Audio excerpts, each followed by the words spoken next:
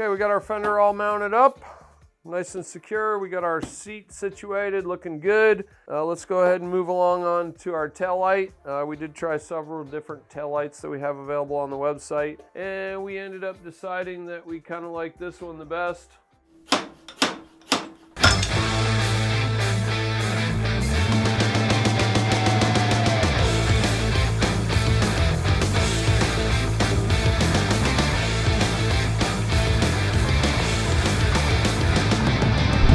Welcome to Saturday Sportster. Woo!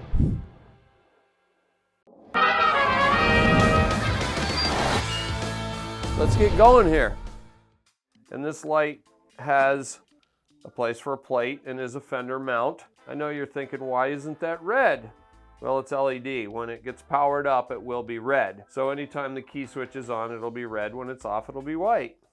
So this is a combination tail light, brake light. Once again, any LED does have to be grounded, so it'll have 3 wires. Red will be brake light, yellow will be tail light, black will need to be grounded. That's convenient for us for this application because underneath the seat we have a plug where we can attach these wires. So the next thing we're going to do is we're going to go ahead and we're going to throw a license plate on here, and we're going to hold it up, and we're going to see where exactly we want it, which is always a good, you don't want to just go ahead and, oh, I think I like it here, and then you drill your holes, and then when you go to put your plate on, now your plate's hanging over the edge. Maybe you like your plate hanging over the edge. I personally don't want my plate to hang over the edge, so I'm guessing it's probably going to be mounted right about in this location. And I'm also noticing that this bracket isn't really contouring the fender that well. So I may just give it a little slight bend, and it almost looks like it might be advantageous to go ahead and mark where we're going to drill the holes, and then mount it, and then maybe use a dead blow and just kind of give it a little bend. And then again, I may try bending it before we put it on. We'll see here in a minute. We're gonna go ahead and take the tail light off. But before we take the tail light off, because I already had it off and on once, but you'll see that there's 3 holes mounting this light, and one of the screws, you have to have the tail light off of the license plate bracket. And then the other thing I know you're just dying to know, and you're really wondering, how are we gonna run these wires? Well, after we get it mounted, we'll drill a hole in the center of the fender, and then we'll put the wires up inside the fender. And then what I've decided I'm gonna do, there's different ways you can do this. Since we're trying to make this a no welding project, we haven't really welded anything yet, have we? There's this channel, and this is exactly what Harley uses underneath their, well, up until the time I left there, so it's been a while, but I would imagine they may still be using it. But basically it's got 2-sided tape, and it's kind of a D-shaped channel. And so this will get stuck under the fender, and the wires can go through this to keep them from dangling and falling into the tire. This stuff is available by the foot. It does have a Harley-Davidson part number. And I have used it on other custom bikes. And the cool thing, and I actually used it when I worked at the shop. And for instance, let's say I was we had custom sheet metal sets available from Harley-Davidson that were cool paint jobs. Well, if I was putting a custom paint job on a customer's bike, I would just go to the parts window and I would get a piece of this and I would stick it to the bottom of a freshly painted clean fender, and it sticks very well. Never once did I see this stuff coming off of a fender at a bike at the shop, so I'm pretty confident this will be a good way to hold our wires up away from the tire and run them up to where they need to go. The other way that you can do it is if you have a welder and you want to weld, you can weld some pieces of metal on here that you can bend over, where you can put the wire in and bend it over. You can also weld a piece of tubing in there that you can run the wires through. Weld or braze, whatever, you know. If you don't have a welder, you know, you could braze with a torch. But once again, this is a no weld project. We haven't welded one darn thing on this whole bike yet. And that's kind of what we know you guys everyone doesn't have a welder, and not everyone's a fabricator. So we're trying to make these jobs easy for everyone at home that you can just do in your garage. So let's go ahead and put our license plate on our tail light, and we'll hold it up to the fender and see where we're gonna put it. Once again, clear lens. It will be red when it is lit up. There we go, look at her. How's that look there? Pretty bright? I hope so. And once again, red is brake, yellow will be running light. And it's always a good idea to check any light you're going to use on a motorcycle before you install it. You know, maybe you bought it at a swap meet, maybe the bulb's burned out, I don't know. It's always a good idea to check it before you hook it up and wire it, because if you hook it up and wire it and it doesn't work, you're like, what the heck? Why doesn't this work? And if you hardwired it, then you don't have the opportunity to check it like I just did. So we just wanted to show you that real quick, no big deal. Okay, I got my plate installed on there, official Ohio license plate. I'm not really sure where that came from, but it'll do the job for what we're checking here. And two of the things I'm doing here is, number one, I want to see where the plate's going to end up on the fender. And number two, I want this light to be kind of at the right angle, because I've noticed before on some LEDs, they're kind of hard to see on the back of a vehicle. Like if it was like this, it might not look as bright to the cars behind you or whatever's behind you. So I think I'm gonna, and I have a Sharpie here, so I'm just gonna kind of put a mark on the fender. I think I'm gonna leave just a little bit of space at the bottom. Looks like if I put it right there, it should be good. So I'm just gonna draw a little line. And that's where this bend coincides with that line. So we'll go ahead and take our plate off and then we'll drill some holes. Okay, we're gonna go ahead and drill some holes. What I did was I grabbed my vernier, and this is obviously metric, so I grabbed my vernier and I'm just gonna figure out what size drill bit I need. And I've got like 0.228, whatever the hell that is in millimeters. And so I grabbed 15/64 drill bit, and I'm gonna check that, and oh look, it's 23.23. So that should be a good size drill bit to use for this size, the screws that came with the light. So we'll go, oh, ding ding. So we'll get that set up and we'll get drilling some holes here. Okay, so here's the mark we made with the license plate on, and I made it right at the bend, and I can plainly see the middle of this fender is this weld seam. So we'll just draw a little line there as a reference point for the middle. And then we're just gonna simply draw 3 dots on here, bada bing. And you can see now that my little line is in the middle of the hole that I just drew where the weld seam is on the fender. And you can also now see that this doesn't contour very well, but we'll figure that out in a sec here.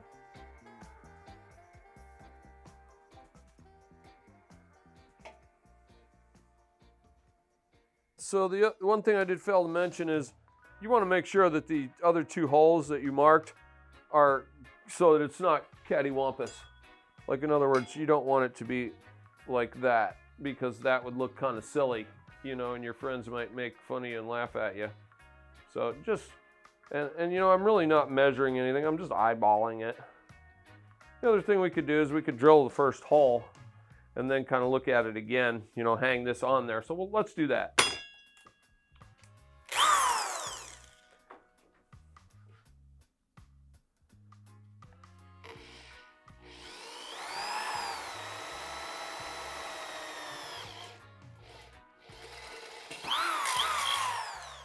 Oh no, I drilled a hole in my tire. Oh no, I didn't.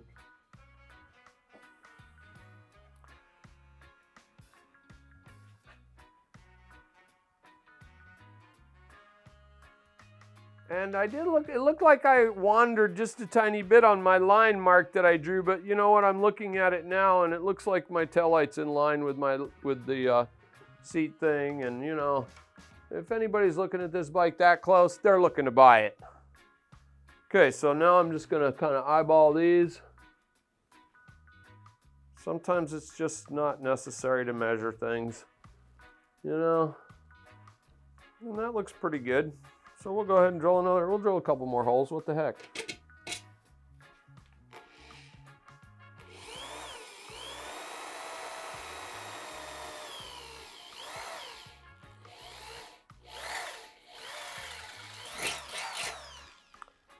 Now before we drill the 3rd hole, we will go ahead and check it one last time.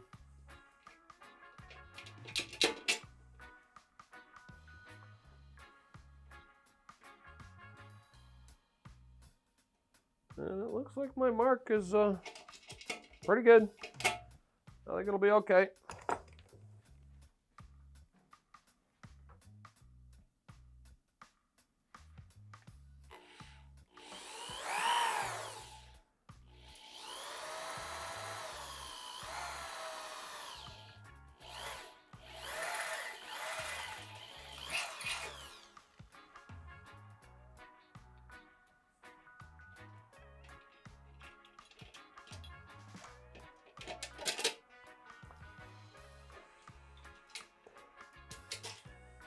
And as you can see, there's a little wiggle room too if you're not just right. It'll be okay. Now, I wonder, do I really want to bend this or not? Let's go ahead and we'll put the nuts and washers on and tighten it and see how it's going to ride on there.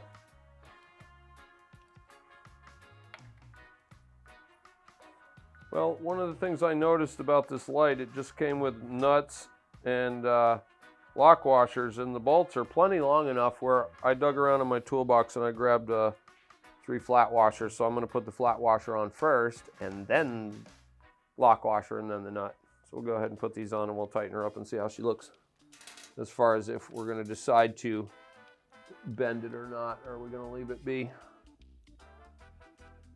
Almost thinking it might be just fine the way it is. Boy, that's really hard to get to. Let me tell you, boy, if that tire was any closer to that fender, I don't think I'd be able to get these on here.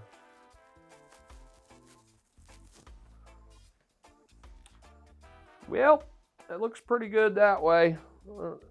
See how you can kind of just wiggle it ever so much before you final tighten it. So it's not going to be the end of the world if your holes aren't exactly perfect. Like we need a big Phillips. And I'm guessing those are probably 10 millimeter. I'm guessing. Probably should have checked before we put them on there, huh? Yeah, well, I guess I'm a good guesser today. 10 millimeter seems to be the right size for that. It's almost like pulling it down tight is kind of making it contour a little better to the fender.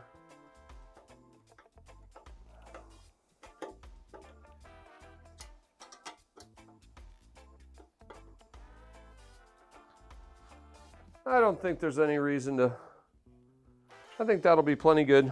I don't think that'll be a problem. I think I might actually take one of these screws to the hardware store and get a metric nylock so that I don't have to rely on my license plate tail light mount staying on with a lock washer. If I put nylocks on there, that's going to work better than Loctite, so that once you tighten the nylock, it's not going to come loose. I don't want to be going down the road and see my thing dangling by the wires and going like this down the highway, because that ain't cool. I just popped my plate on there real quick. I'm happy with how that's going to go. And one other thing I did forget to mention about this light, it does have a little window, because I know in my state you can get a ticket for not having your license plate illuminated. Nobody wants to get a ticket for something stupid like that. So let's go ahead and pop this on there and take a quick look, quick peek, see how we like it. All right, I'm noticing that there's just an ever so much of a slight angle where the lens is not like 90 degrees. And you know what? I could bend this if I wanted to make that 90 degrees. I think I'm just fine with the way it looks. It looks fine to me. I'm okay with it. So the other thing though, silly me, I'm gonna have to pop this back off because I'm gonna drill that hole for these wires pretty close to here so it's not so visible. And maybe even we'll get a rubber grommet to put in there. But we can also put a small piece of conduit over this so you won't be able to seeing these colored wires going into the where it goes underneath. So that was pretty hard to install on a light, wasn't it? I made myself a little checklist here a while back. I know I didn't show it to you just now. You can see I've crossed a bunch of stuff off the list, but I just want to let you know what we have left to go here. We're almost done, it looks like. According to the list, I have not crossed off test fitting the tank. We're good with that. We fit the fender. We got the tail light and the seat. We can cross that off the list. I like to make lists for things for 2 reasons. Number one, I make notes on here, like if I need to get a part that I don't have, or, you know, like I could add nylocks for license plate, because I don't have to have them right now, but at the very end when things are painted, I'm going to need those. So I like to write things down. And 2 reasons. One, I keep track of what I'm doing and what I need to get done. And two, I feel really fulfilled when I get to check something off the list. Here we go, look at that. Oh, test fit tank, that's done. Fit the fender, oh, done. Taillight, done. Seat, done. All right, see that? See how good that made us all feel that we got some stuff done on our project bike? And then well, the other things we have left to do is we have to reinstall the master cylinder and front caliper, front master cylinder back on the handlebar. And what else do we have left to do? We got to make a set of spark plug wires. We need some spark plug wires, brake caliper, and what else is left on our list here? Front brake line. Oh, I know what else we got to do. We're going to install this Arlen Ness big sucker air cleaner. We'll do that right now. It's an easy job. You'll see. It'll go fast. After that, it looks like it'll be time to take the gas tank and the fender off and get them sent over to the powder coater. And once we get those back, we can we'll get our decals on the tank and we'll run a fuel line. So once again, spark plug wires, and we'll be ready to run this baby. All right, I think we'll go ahead and jack her up to put the air cleaner on. It'll make it a little easier to work. You know, this lift does go up and down. Look at her go. Look at her go. You can't see me now, but you will in a sec. Oh, there I am. All right, let's open up this big sucker. Let's see what we got in here. And I got a couple of shop rags here I can put the parts on. We'll figure out which tools we need for the installation. Look at that, boy, they got that sucker all put together. And I can see there's no screw there, so we'll just go ahead and, oh, there's all the stuff to install it. It was inside the air cleaner. So we have a backing plate. Boom. Some threaded studs. Those look like they'll probably go in the holes there. Let's just dump all the hardware out and take a quick look here. It looks like we can, we've got a threaded cover here. Oh, that's gonna have to come off of there, because this is gonna go onto the backing plate and then this will go on last. So, I like to use a shop towel when I've got a bunch of loose parts like this. And that's a cool sticker you can put on your bike. Look at it. It means nothing to anyone. We got a couple of gaskets. We got a little metal shim thing. We got some O-rings. We got a little bit of everything going on here. Oh, another cool sticker to put on your bike. Look, we got two of them. Oh, awesome. And then we got some washers here. Those are gonna go with the breather bolts, I know that. Okay, now, oh wait, we got one more bag of stuff here. Now the really cool thing about this air cleaner is it's everything you need, all in one box. Order one part number and you got everything you need to put it on your motorcycle. I'm a big fan of this air cleaner. I like this air cleaner. Hey look, it even comes with instructions. Huh. We'll go ahead and take a look at that real quick, but if we look at the year range on this air cleaner with our spectacles on, 1988 all the way up to 2020. So one thing to note, we'll look at the instructions, but oh, here's a picture right here. It's even folded up. It's showing you a breather bolt and also this other bolt. On the early Sportsters, they did not have a top end breather system like this. And so then they give you this 5/16 18 bolt that will go in that hole. Well, obviously this is a top end breather because that ain't gonna fit. You know, some other air cleaners will only do a specific year where this one will do all of the years. Before we put the backing plate on, we better put our fuel line on or we're gonna end up taking the silly air cleaner back off to do it, because here's our fuel line fitting.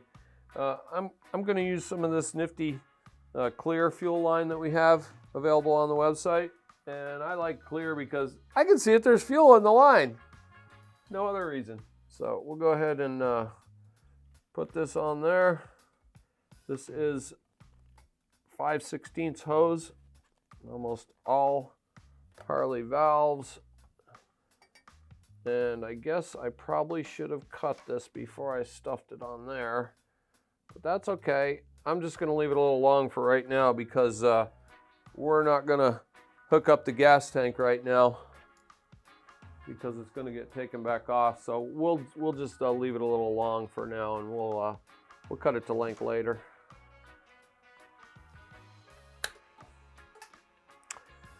And I'm just going to use a regular old hose clamp. Forget that silly nonsense. Harley's got those pinch clamps. I think this will be just fine, and I want to orientate it so that it's facing this way so it's not interfering with the clutch or the blah, blah, blah, blah. Choke.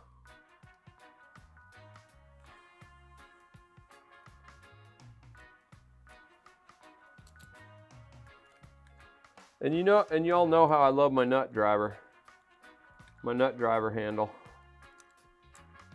So much faster for this hose clamp to use a socket than a screwdriver. Don't really like the position of that. I'm going to change it. I don't like how the end of this hose clamp's rubbing on the choke cable, so I'm going to actually switch this around.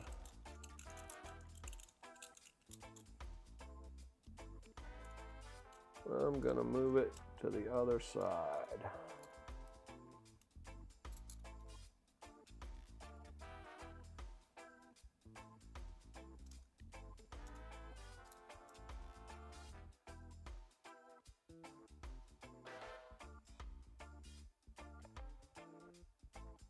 Okay, got my fuel line tightened down.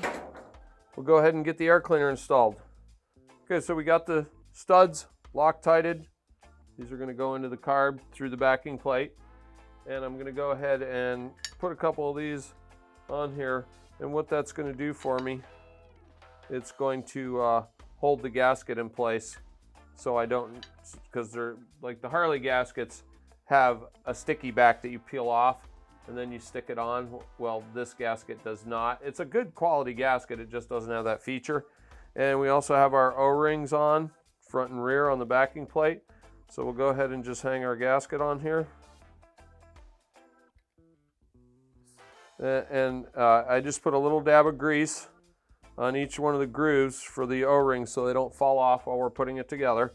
So now we have two studs holding the gasket in place, and we'll go ahead and introduce this and get two of those started. And that'll keep the gasket on there. And you want to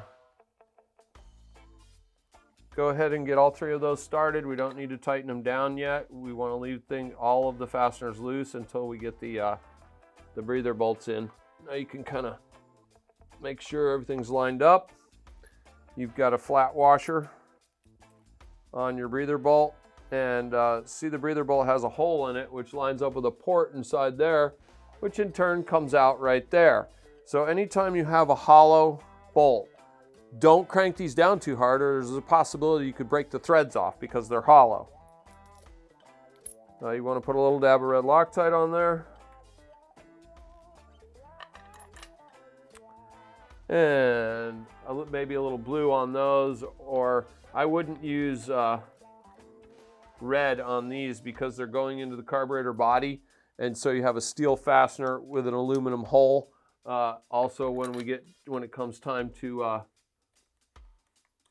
see how that's pulling the carburetor into the manifold seal when you tighten those down, and you don't want to crank these down too hard when you're tightening them because of the fact that it's steel and aluminum. You don't want to pull the threads out of the carburetor because that would really suck. These threads are 1/2 inch diameter, so there's way less chance of screwing one of those up. There is a torque spec for this. I just usually tighten them by hand. I don't want to be using a torque wrench, and I can't feel it with a torque wrench. So I'm just waiting for a click. With a socket, I can feel what's going on, where I'm not going to break one of these off in there like this. So you want to just tighten them up, and we can look in the directions and see what it says for a torque spec. But I've done these jobs enough times that I sometimes don't always adhere to especially this isn't a critical fastener. Yes, you want your carb to stay on your bike. Will you know if they're loose? Yes. Same on these. It's for me, a lot of these tightening sequences are a feel thing for me. Next thing, the air cleaner is going to go on, and you'll see it's some weird pattern. So you got to have those lined up like so. And incidentally, this is a K&N style filter. It is pre-oiled when it gets dirty.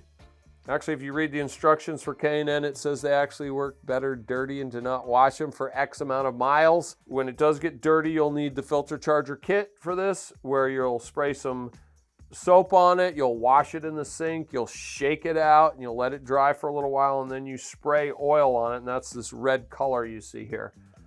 Lifetime filter. You're not going to buy another filter for this motorcycle as long as you're using this.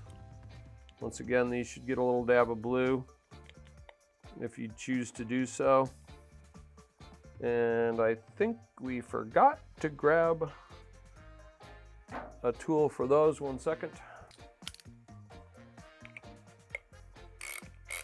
30 seconds. And once again, a little dab of Loctite on those blue would be a good idea.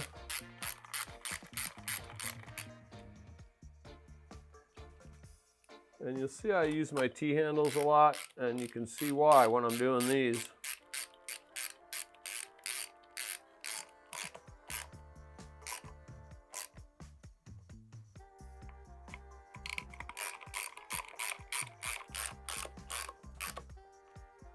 These you can tell when they're tight. And you'll see it did kind of tweak the metal just a little bit on that. That's not a problem. That's how it's designed. And that's good. Now, last thing we have to put on is the cover. And the cover gets this plastic washer. See how it's got a bevel on the washer and a bevel there? So that goes there like that.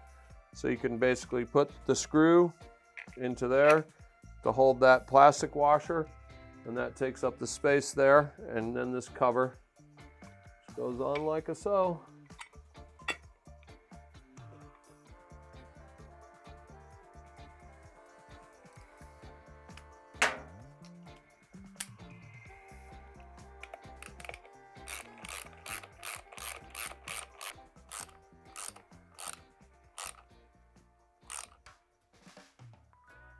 And there you have it. Nice, clean, simple, easy installation. Plenty of airflow for what we got going on here. Reusable filter. I highly recommend these air cleaners. We got them available on the website. A lot of year ranges for that one.